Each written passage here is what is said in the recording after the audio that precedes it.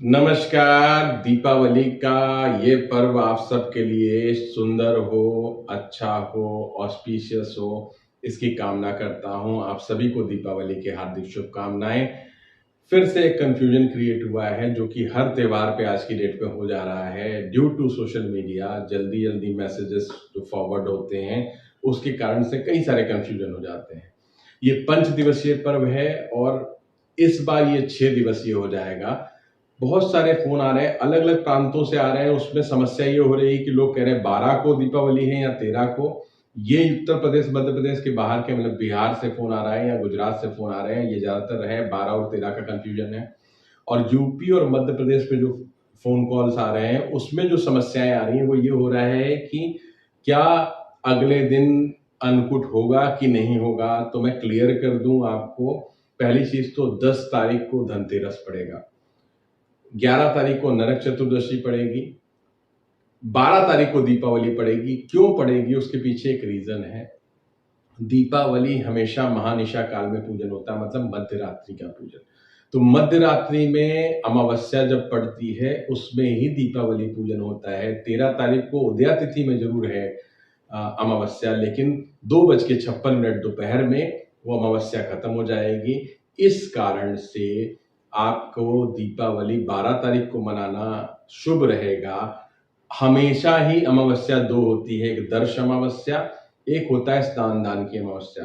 दर्श अमावस्या में जितने भी तांत्रिक पूजन होते हैं या रात्रि वाले पूजन होते हैं वो सभी होते हैं माता काली के, माता लक्ष्मी के या माता के किसी भी स्वरूप के पूजन जो होते हैं वो मध्यरात्रि से होते हैं। तो 12 तारीख को दीपावली का पर्व मनाना शुभ रहेगा। 13 तारीख को क्योंकि दोपहर में लगभग 3 बजे तक अमावस्या तिथि रहेगी, इसलिए चित्र अन्नकूट नहीं मनाना है। अन्नकूट आपको मनाना होगा 14 तारीख को, और वैसे ही भाई दूज 15 तारीख को मनाना है। तो इस बार जो 5 दिवसीय पर्व है वो 6 दिवस में कन्वर्ट हो रहा है। तो एकदम कंफ्यूजन में मत रहें, हमारा एकदम साइंटिफिक तरीका है। हम लोग कंफ्यूजन क्रिएट नहीं करते, ना हम कहते हैं, हम आपको समझाने का प्रयास करेंगे। कोई भी पर्व त्योहार आपको शुभ मुहूर्त में मनाना चाहिए। और कुछ लोग अपने गलत मतलब या तो पंचांग में गलत प्रिंट हो गया या कुछ हो गया तो उस बात को सत्यता में साबित करने के लिए अलग अलग कुतर्क देते हैं। उससे बचना चाहिए। गलती स्वीकार की जा सकती है, कई लोगों में गलत छप गया है तो उसके लिए क्षमा मांग लीजिए। यदि हो सकता है प्रिंटिंग मिस्टेक है, लेकिन समस्या क्या है कि उसको फिर सत्य साबित करने के लिए आप अनर्गल प्रलाप करने लग जाते हैं।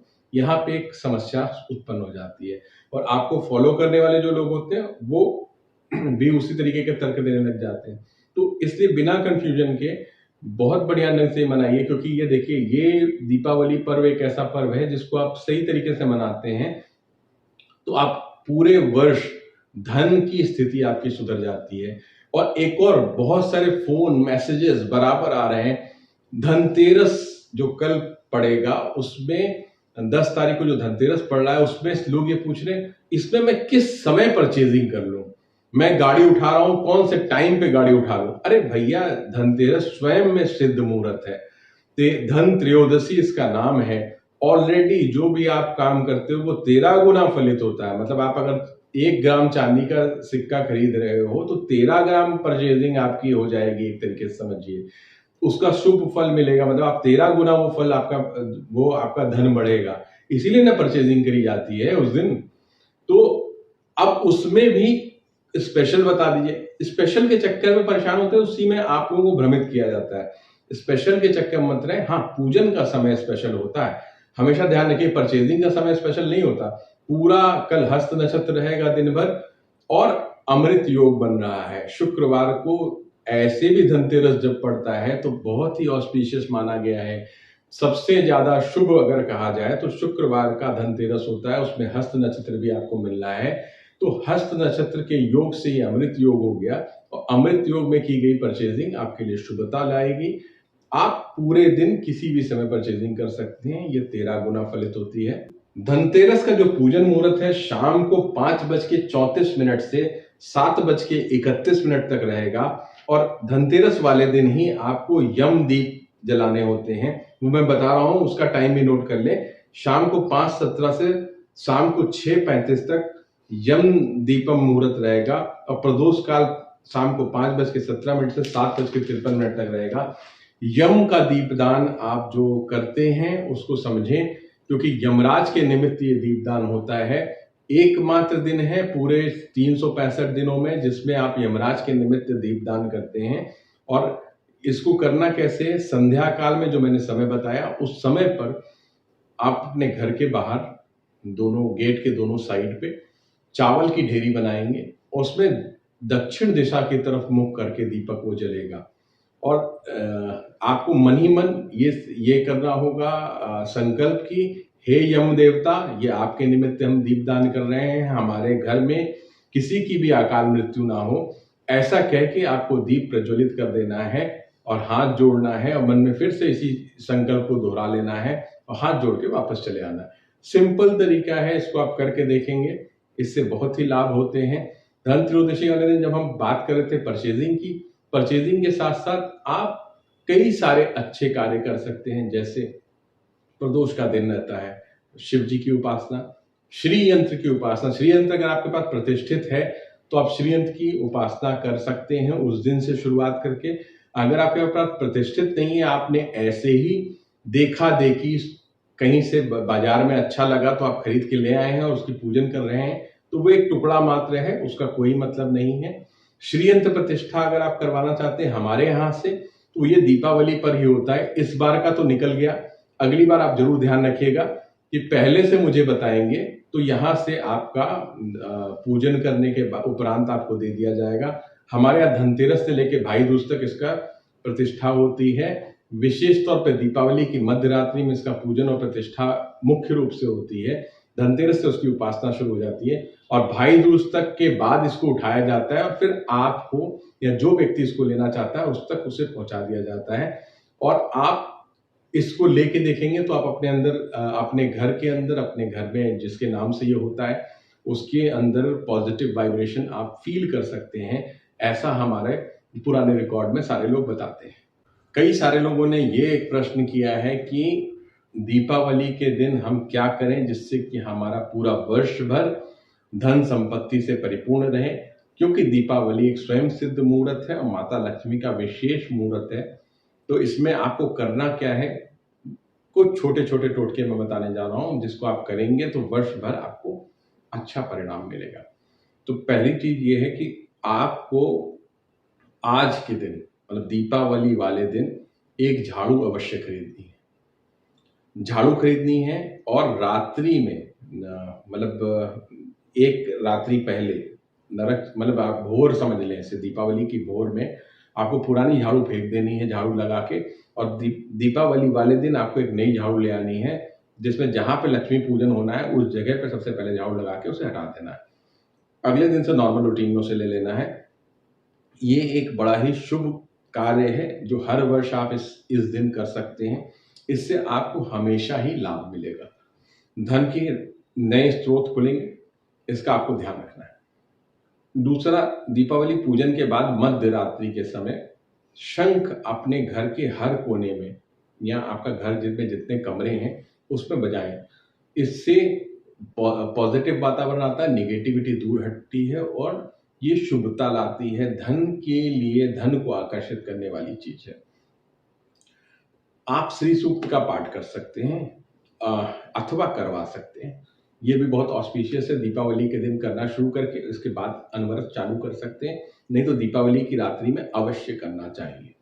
दक्षिणावर्ती शंख की मैं बात करूं, दक्षिणावर्ती शंख शुभ तरीके से मतलब असली, क्योंकि इसमें असली नकली का बड़ा खेल है, नकली बहुत सारे आते हैं। शुभता से असली अगर आपके पास मिल जाए तो माता लक्ष्मी और गणेश की जहां पूजन होती है तो एक जोड़ा आपको दक्षिणावर्ती शंख लाना है और लक्ष्मी जी और एक साइड गणेश जी के बगल बगल लाल कपड़ा बिछा के अक्षत उस पर भर के इसको रख देना है और पूरी रात पूजन में रहेगा ये। उसके बाद अगले दिन सुबह आप इसको मंदिर में भी रख सकते हैं या अपनी तिजोरी में लाल कपड़े से लपेट के रख सकते हैं। ये भी आपके लिए बहुत ही शुभ फलदायी परिणाम होता है। अब दीपावली पूजन जब आप करते हैं तो आपको ध्यान क्या देना है, दीपावली पूजन में अपने घर में सब दीपक जला लीजिए। उसके बाद कुछ जगहों पे दीपक अवश्य जलाएं। एक शिव मंदिर में, आसपास जो भी शिव मंदिर हो वहां पे जाके शिव जी के लिंग के पास आपको एक दीपक जला देना है। उसके पीपल के वृक्ष के नीचे, बरगद के वृक्ष के नीचे, बेल के वृक्ष के नीचे, तुलसी के वृक्ष के नीचे और एक किसी चौराहे पे, इन जगहों पे अगर आपने दीपक जला दिए तो यकीन मानिए आप अगले दीपावली तक आपके यहाँ काफी कुछ बदल जाएगा और सब कुछ पॉजिटिव होगा। किसी भी तरीके का तंत्र मंत्र टोना टोटका भी होगा तो वह भी उतर जाएगा। उसके अलावा आपके आय के स्रोत खुलेंगे। कई सारे प्रश्न आते हैं कि हमारे घर में बड़ी सारी समस्याएं, नकारात्मक ऊर्जा बहुत ज्यादा है, तो दीपावली की रात्रि में ये किसी योग्य व्यक्ति से आप प्रतिष्ठित करवा लें, गंगा जल अभिमंत्रित करवा के अपने पूरे घर में छिड़क लें। उससे होगा क्या, आपके घर की जितनी नकारात्मक ऊर्जा है वो सकारात्मक बदल जाएगी या नकारात्मक ऊर्जा का क्षय हो जाएगा। तो दीपावली का पूजन मुहूर्त क्या होगा?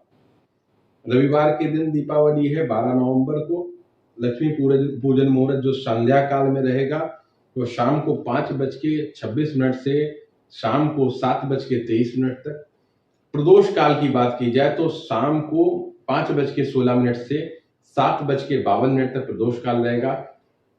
सबसे शुभ माना जाता है वृषभ काल, जो वृषभ लग्न होती है उसकी बात कर रहे हैं हम।